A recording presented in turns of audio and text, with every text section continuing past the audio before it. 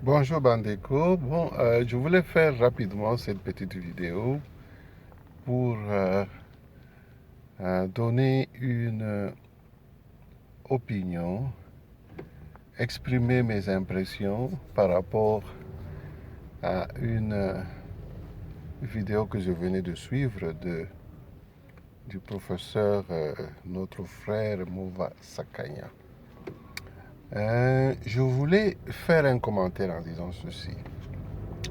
Il est vrai que le silence est bon et peut aider à beaucoup de choses, à nous épargner de mal, de catastrophes, à épargner le pays, comme il le dit, du danger qui peut le guetter et l'engouffrer. Mais comme cela est autant vrai pour le silence, il est aussi vrai que la parole d'un être humain peut avoir les mêmes effets, c'est-à-dire aider, soutenir et épargner du danger un peuple ou quelqu'un. Aussi bien que la parole peut faire ce rôle-là, donc peut avoir un tel effet, le silence peut avoir aussi un tel effet. Il faut aussi mentionner que le silence, comme la parole, peuvent aussi tous avoir un effet destructif.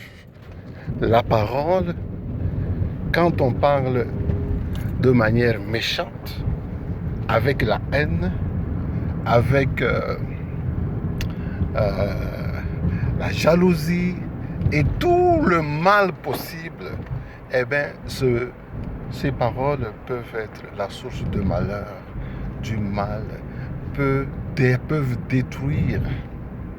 Aussi le silence, quand on se tait, même quand on est devant une situation où un mot pouvait sauver quelqu'un, où la parole pouvait sauver quelqu'un, mais on se tait et on ne dit rien.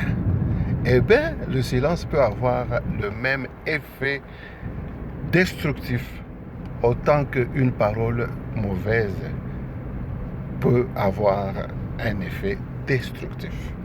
Juste pour essayer de compléter, renchérir avec le frère professeur Mova Sakanya, en apportant aussi un conseil en disant: il faut, quand on est un leader, on est responsable, comme est appelé chaque être humain ici sur la terre, c'est d'être responsable par rapport à ce qu'on dit, ce qu'on pense et ce que on pose comme acte. Ce qui est important, ce n'est pas de s'abstenir de parler ou de penser. Ce qui est important, c'est de penser correctement, de parler correctement et d'agir correctement. Et c'est là où se pose le problème. Donc, on ne peut pas se réfugier dans un aspect, par exemple, seulement dans l'effet donc positif du silence, sans voir le côté négatif et destructif du silence. Parce que le silence, quand par exemple on tue quelqu'un et vous êtes là, vous ne faites rien pour aider. Donc on peut dire que qui dit rien consent. C'est-à-dire vous pouvez consentir même à un meurtre quand vous ne dites rien. Donc voilà, c'est ça les commentaires que je voulais faire par rapport à la petite vidéo que j'ai trouvée vraiment instructive du professeur Mova Sakanya. Merci pour avoir donné cette occasion à parler du silence et particulièrement le silence de l'ancien et honorable président Joseph Kabila. Merci.